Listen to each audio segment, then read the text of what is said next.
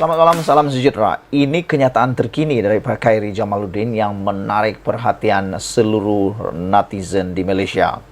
Ini apabila Khairi mengatakan masih ada yang berani waras dalam UMNO.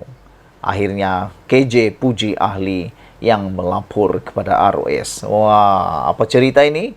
Ianya ada bersangkut paut dengan keputusan PAU UMNO 2022 yang menyatakan yang telah meluluskan usul supaya dua jawatan tertinggi UMNO tidak dipertandingkan, iaitu jawatan Presiden dan jawatan Timbalan Presiden UMNO.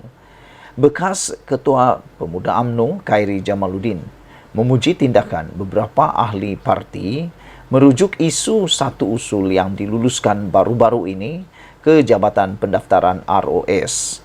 Malah bekas Menteri Kesihatan itu juga menganggap mereka yang membuat laporan berkenaan sebagai ahli UMNO yang menjadi berani dan waras. Namun demikian, ketika saya membaca isu ini di dalam satu ucapan ataupun satu kiriman di Facebook oleh Awang Rafi Kecil, ada satu komen yang menarik dalam ruangan itu.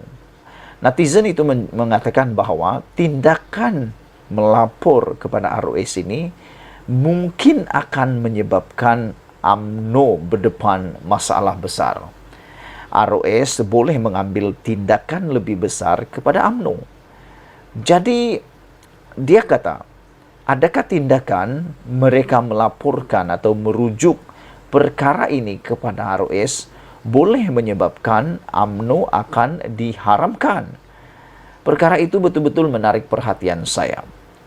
Netizen itu menulis, kalau benar-benar UMNO melanggar perlembagaan UMNO dan melanggar perlembagaan yang telah diluluskan oleh ROS, mungkin, kata dia, UMNO mungkin berdepan masalah besar. Bukan sekadar pemilihan UMNO, masalah besarnya bukan sekadar Zahid dan Tokhmat kekal sebagai presiden dan timbalan presiden, tetapi mungkin UMNO juga akan menerima satu tindakan lebih besar daripada ROS sendiri. Mungkin, kata dia, UMNO boleh diharamkan dan boleh diarah tunjuk sebab dan digantung kelulusannya sehinggalah masalah itu dapat diselesaikan. Kalau itu benar-benar berlaku, apa nasib kepada UMNO? Apa nasib kepada ahli-ahli Parlimen UMNO? Apa nasib kepada Timbalan Perdana Menteri sendiri, iaitu Zahid Hamidi? Kalau UMNO diharamkan, apa jadi dengan KJ? KJ nak pergi ke mana, kata mereka? Saudara-saudara sekalian, kenyataan KJ yang menyatakan bahawa mereka yang membuat laporan berkenan adalah ahli yang menjadi berani dan waras adalah satu tindakan yang memang sudah dijangka sebelum ini. Kata KJ, well done guys. Ada yang masih berani dan waras dalam UMNO, kata KJ. Menurut KJ lagi, beliau yakin ROS akan mengambil tindakan sewajarnya susulan aduan yang dikemukakan. Katanya melalui Instastory, terdahulu ahli UMNO bahagian Kuala Nerus Muhammad Aizat Fikri Muhammad Nasir dan Muhammad Fikri Firdaus Muhammad Rom, ahli UMNO Negeri Sembilan, hari ini dilaporkan menghantar notis bantahan kepada ROS. Notis bantahan tersebut dibuat kedua-dua mereka selepas beranggapan usul tambahan berkaitan kedua jawatan tertinggi UMNO tidak dipertandingkan, tidak sah dan bertentangan dengan perlembagaan UMNO. Pada 13 Januari lalu, Perwakilan Negeri Sembilan Muhammad Syukri Samsudin mengemukakan usul tambahan dalam PAU 2022 bagi membolehkan jawatan Presiden UMNO dan timbalan tidak dipertandingkan pada pemilihan akan datang. Ada yang menulis, saudara-saudara sekalian, ini alasan mereka tidak dapat menerima keputusan PAU untuk tidak mempertandingkan dua jawatan itu. Usul dua jawatan tertinggi tak dipertanding tak sah kerana dikemuka secara salah, kata puak-puak ini.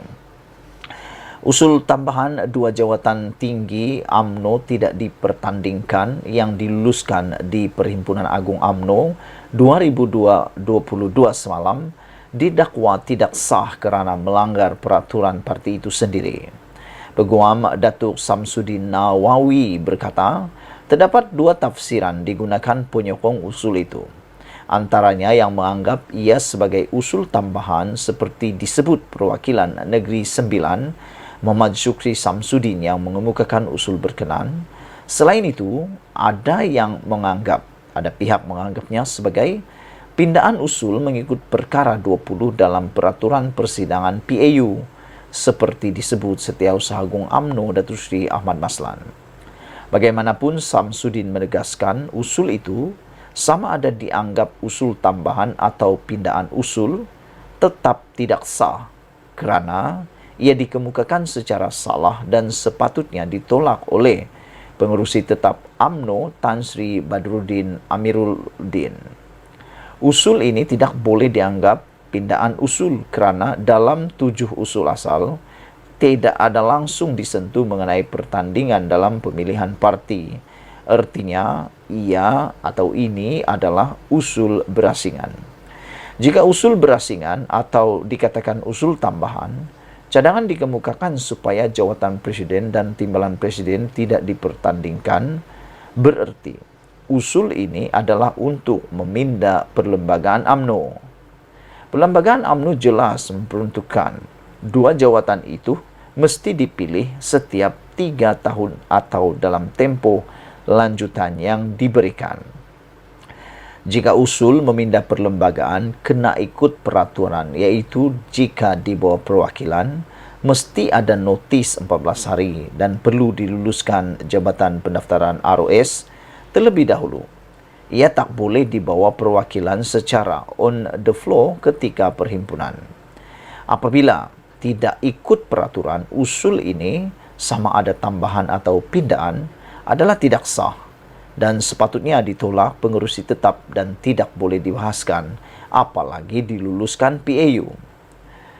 Kemarin PAU 2022 meluluskan usul tambahan supaya jawatan presiden dan timbalan presiden UMNO tidak dipertandingkan dalam pemilihan parti yang perlu dibuat sebelum 19 Mei depan. Walaupun beberapa perwakilan membuat bantahan ketika berbahas ucapan dasar presiden. Antaranya Ketua UMNO Bahagian Bukit Bintang Datuk Seri Zainal Abidin Muhammad Rafiq yang mewakili UMNO Wilayah Persekutuan dan Timbalan Ketua UMNO Bahagian Iskandar Puteri Datuk Pandak Ahmad yang mewakili Johor. Mereka senada menegaskan usul tambahan itu bertentangan Fasal 30 Perlembagaan UMNO dan Perkara 10 Perlembagaan Persidangan atau Peraturan Persidangan. Bagaimanapun, pada sidang media selepas perhimpunan itu, Presiden UMNO Datuk Seri Dr. Ahmad Zahid Hamidi menegaskan usul tambahan itu adalah sah dan tidak boleh dicabar kerana PAU adalah badan tertinggi dalam UMNO. Ahmad pula dalam satu kenyataan hari ini menjelaskan sudah mendapatkan nasihat Peguam UMNO yang berpandangan kaedah usul itu dikemukakan adalah sah mengikut perkara 20 Peraturan Persidangan. Mengulas lanjut, Samsudin memaklumkan status sebenar usul itu kini bergantung pada pendirian ROS, sama ada meluluskannya atau menganggapnya tidak sah kerana usul itu tidak boleh dikuatkuasakan tanpa kelulusan ROS.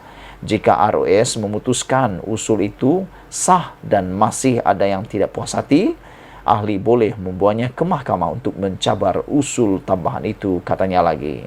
Yang menjadi persoalan besar ialah kalau usul ini dibawa sehingga ke mahkamah, apa yang akan jadi dengan UMNO? Adakah UMNO berpotensi untuk diharamkan? Itu yang kita tak mahu terjadi. Sekian dulu untuk kali ini. Jangan lupa tinggalkan komen anda, tekan butang subscribe. Malaysia kita punya, kita juga sama-sama cintai Malaysiaku. Bye-bye.